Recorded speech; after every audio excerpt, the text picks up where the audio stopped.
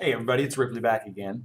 So what we're going to talk about today is called surface integrals.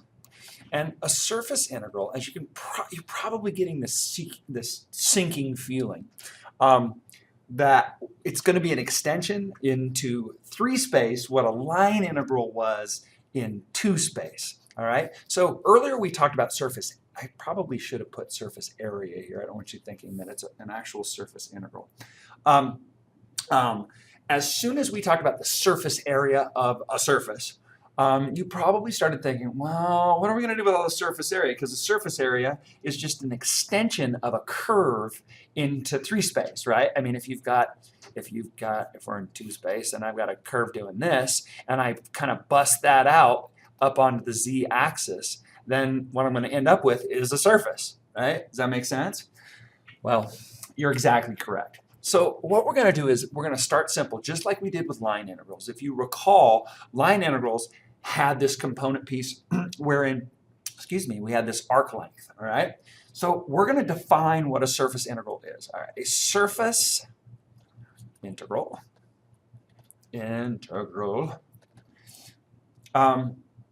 now we need a little bit of terminology here. I'm going to say it's a surface integral of f. Now this is a scalar field, right? Over the surface. Now you can, again, probably imagine where this is going. We've got a scalar field. What happens when we have a vector field? Well, we'll get into that down the road. All right, it's simply defined as this. It is the double integral over s of f of x, y, z, ds. And if you recall from earlier, we know that that turns into, this ds turns into the double integral over d of f of r of u, there's a lot of ofs in here, of uv. I guess I can get it to go a little bit darker, can't I?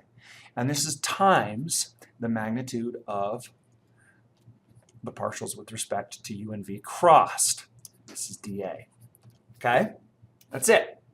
Now, that's all we got. That's all we need right now. If we're simply taking a surface integral of f over another surface, all right? Oh, which we should probably call that s.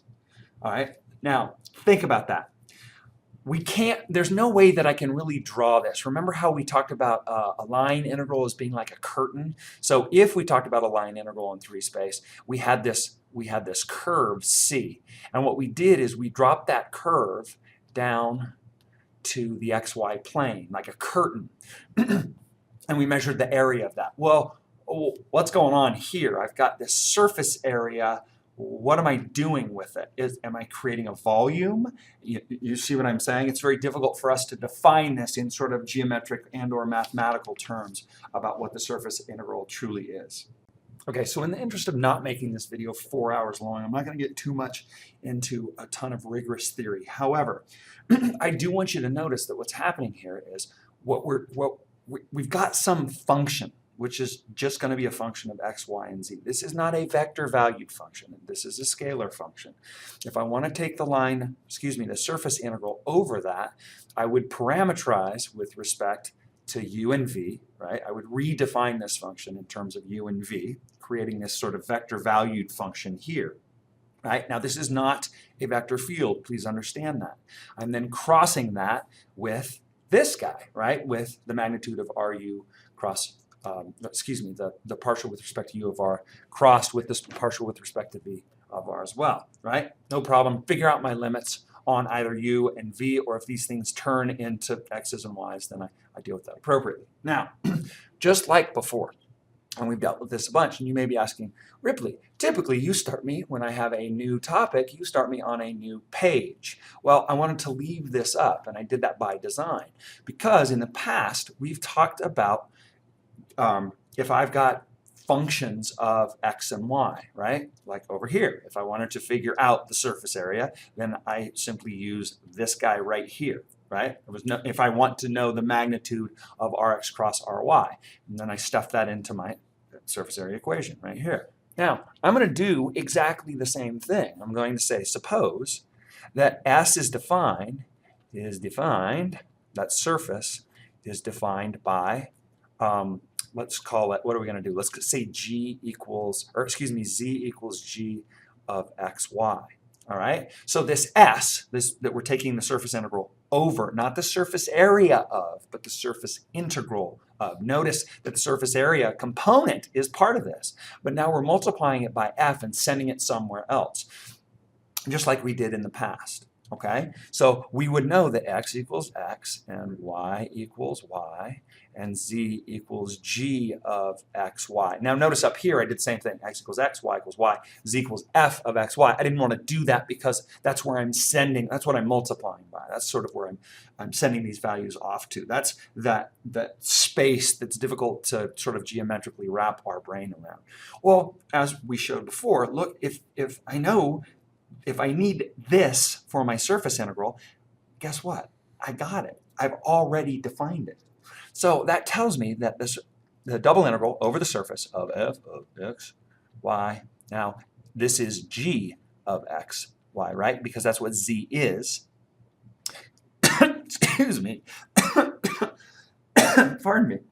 Is equal to, well, it's the double integral over d, right? Not over s, but over d, the domain, however that's defined, of f of x, y, g of x, y. Again, that's just z. That's how we're defining it. And then instead of this guy, we've got this guy, because I already showed that that's what it is. Now, I don't know if I'm gonna multiply, and I'll stuff it down here so I'm not jammed in. So I got the partial of g. Should I just say z? Yeah, let's do it that, because that's going to be silly. With respect to x squared plus the partial of z with respect to y, that's supposed to be a partial, by the way, squared plus 1. And then dA. And that a is not supposed to be under the square root, because that would make absolutely no sense at all. And that's it. That's easy. All right, so now what we have is a surface integral of f, our scalar function, over the surface S. So S is our surface, F is our function, and kapow. This is what we get. Now, we get this only if we have our surface is defined by a function of x and y, okay? Otherwise, we got to play this game. So for me, it's really difficult at times to keep track of when I use different formulas, because I got a ton of very intimidating looking formulas coming at me, and I'm like, okay, whoa. Wait, which formula should I use? Well, it's easy. Just ask yourself, is the surface defined by a function of x, y, or is it not? In other words, was it that awful helioid thing, right? If I've got that, if that is my surface, I don't have a function of x, y. So I have to redefine it in terms of parametrics using more than one variable, right? That's that r, remember? Way back, that r of uv that we played with. All right, I'm going to meet you in the next section here in a bit, and we're going to talk about something called a flux integral. It's, yeah, it's crazy. We'll see you soon. Bye. Okay, so the second part of this section discusses, we've got surface integrals over scalar fields or over functions. But now we're going to talk about surface integrals over vector fields. Again, remember, surface integrals are multidimensional analogs of line integrals. So what we have to talk about first is something called orientation, because if you recall, from a from a line integral, we had to have that positive orientation where we were going clockwise around the curve, or what am I saying? Counterclockwise around the curve. So let me show you a little something here. What we got is, we need to orient this thing, because when we go on our walk, and if you think about it as a walk, it gets really confusing, because this is a surface S. We're not talking about a line where we would go around the outside of some region, which we would call C, right? We're not doing that. We're doing this over the entirety of this surface. So we need to think not about the orientation of our walk about, but as we add up all of this area of this surface, like, how are we going to do that? Because we clearly can't walk in a counterclockwise. What are we going to do? We're going to spiral around an uncountably infinite number of points. That's going to take a while. And we know the number line is dense, so I mean, there's no way for me to get right next to the last little curvature outline that I just walked. So what we do instead as far as orienting ourselves is we can orient ourselves by normal vectors, by unit normal vectors. So for some point, now what I've got here is I've got some surface that's created by some parameterized space in the UV plane that gets projected onto here. We've already talked about this. Hopefully you're not too afraid of that. It's still pretty scary. Heck, it's still pretty scary to me. So let's say we've got some point here.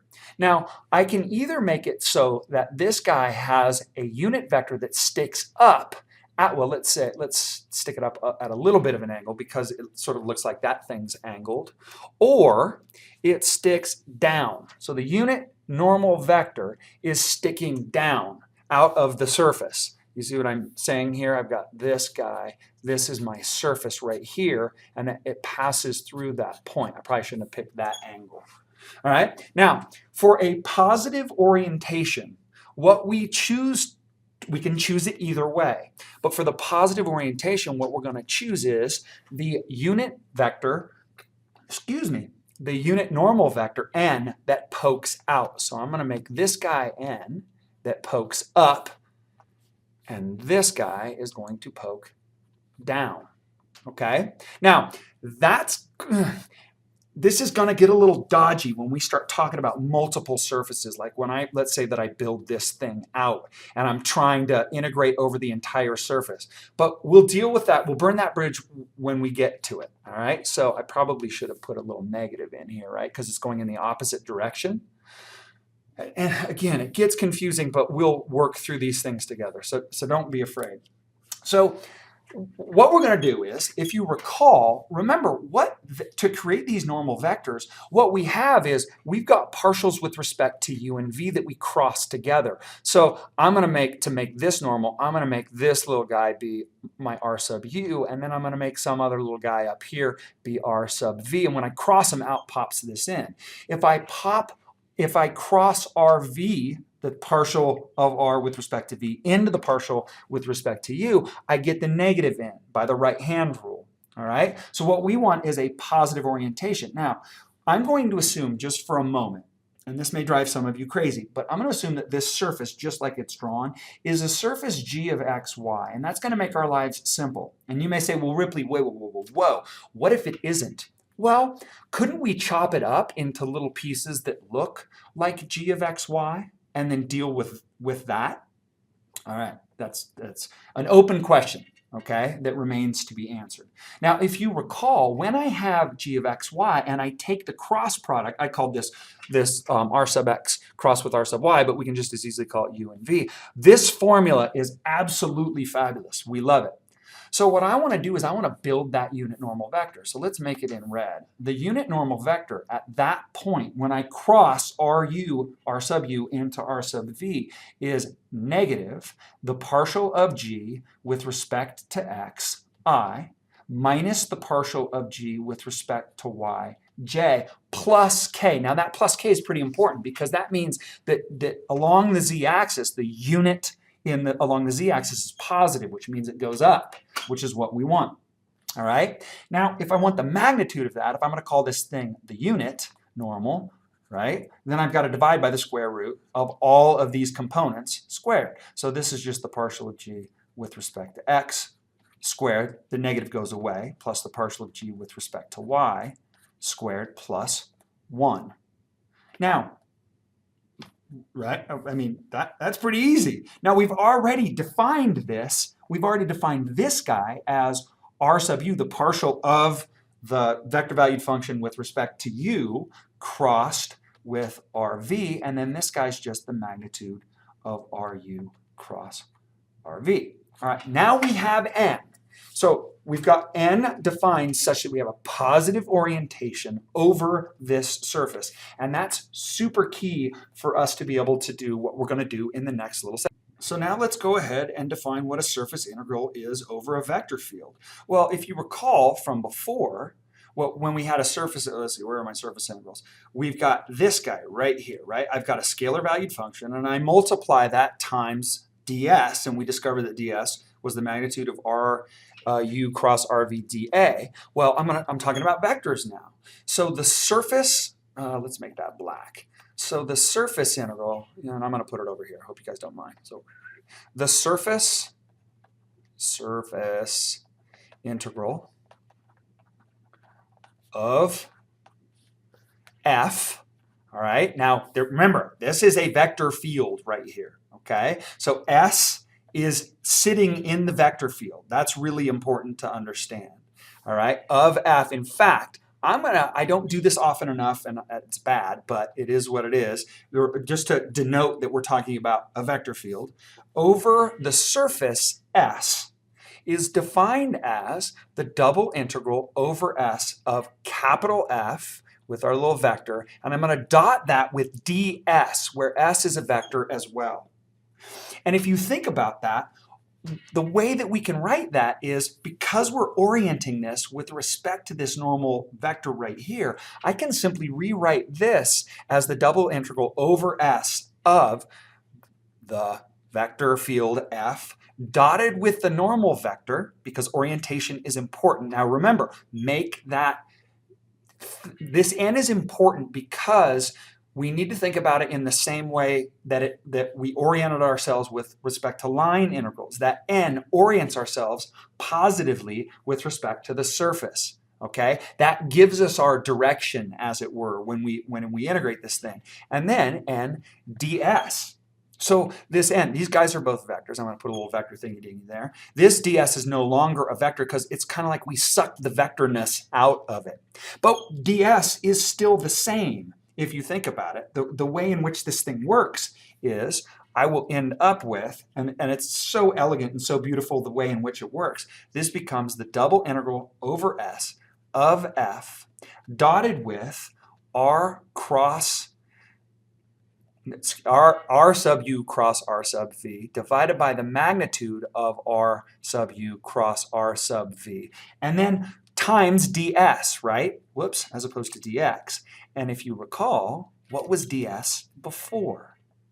Well, ds, just like I just said, ds was this guy times dA. So what we end up with is the double integral over S of my vector field F dotted with RU cross RV, and I'm being super loose with the way in which I say that. You can yell at me later. And then remember, ds was just the magnitude of RU cross RV dA. Guess what? We get cancellation, and what we end up with is this integral is the double integral of S of my vector field F dotted with RU cross RV dA. That's pretty awesome if you think about it. Now, remember, this F, this F is defined by R, whoops, I lost my R. Oops, sorry. R of UV, just like we had it back with line integrals. All right, we've got some parameterization, we've got a vector field, but remember, values are coming out of u and v and being sent into our, let's say our vector field looks something, I don't know, like that, who knows, right? I'm just making this up at this point. They're not even straight vectors. Sorry, I apologize. But we need to think about it in those terms. So this is the formula for your surface integral. This is also referred to as a flux integral, which for the flux integral of f. I really do need a bold pen, of f over s. And for those of you that use flux integrals in your physics course, you're like, oh, that is awesome. Now, there's one more piece of information that I want to give you, and it's really super, super helpful. And let's go back to, if we go back 2 pages, I'm not going to fold back there, but we had that assumption of g of xy, right? If my surface is defined by g of xy, then life gets pretty easy, all right? And the reason it does is because of the way in which we can parameterize the curve. Remember how that worked? I let x equal x, I let y equal y, and I let z equal g of xy, right? Remember how that worked? And all sorts of magic came out of it. Well, if that's true, and I've got my double integral of double integral over s of f dotted with RU cross RV, Well, do you remember what R sub U cross R sub V was? Well, let's not get too crazy. I don't want to get ahead of myself here. F can be defined as PI plus QJ plus RK. That's how we define those. I mean, if you think about this, this would be P of X, Q of X, and then R of X, right? And then I dot that with, well, as long as I have this guy, then I'm going to dot that with the negative dg over dxi minus the partial of g with respect to y, j, and then plus k.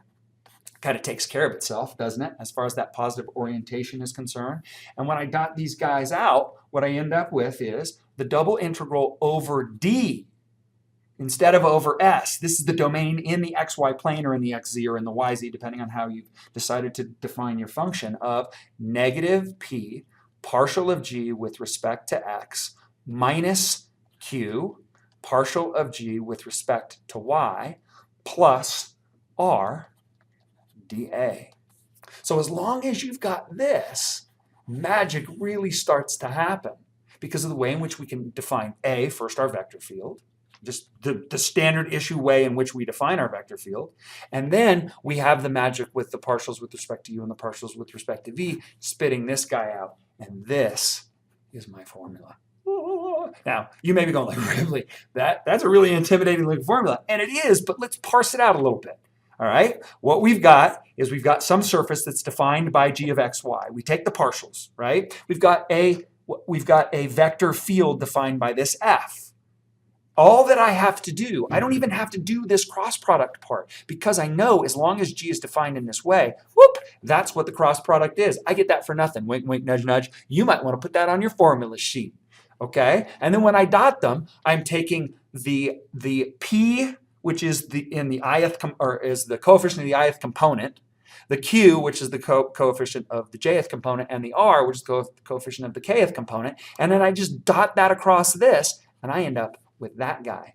That's going to be pretty useful. Now, in closing, because I'm done, all right, this is already a long enough video. I'm trying to keep these things relatively short. Firstly, this section is hard. It's tricky, and we're going to do a lot of problems together. All right, so don't panic because you're gonna want to run for the screaming for the doors. Okay, the trick with this, very much like the trick with line integrals, is what are you dealing with? Are you dealing with a vector valued function, or excuse me, are you dealing with a vector field, or are you dealing with simply a function? All right, we did the same thing back in line integrals. All right, so if we're going across a vector field, then the formula changes, because it's a vector field, as opposed to just simply doing it across a surface which is just sitting there floating in space. Okay? Also, just like with line integrals, remember, line integrals were like, oh, these suck, I have to parameterize everything, and I got to make sure I'm doing positive-oriented traversals of these paths. And then all of a sudden, poof, out pops Green's theorem. I'll bet you there's another theorem that's going to come out that's going to help us out with these. In the meantime, you got to suffer a bit. I apologize. We're going to spend a couple days on it, so don't panic. But there's a theorem called Stokes' theorem that comes out of this. And then subsequently, we get this fabulous theorem called the divergence theorem. And then guess what? We're done with vector calculus and done with the course. So don't get too excited. Have a good day. I'll see you in class tomorrow.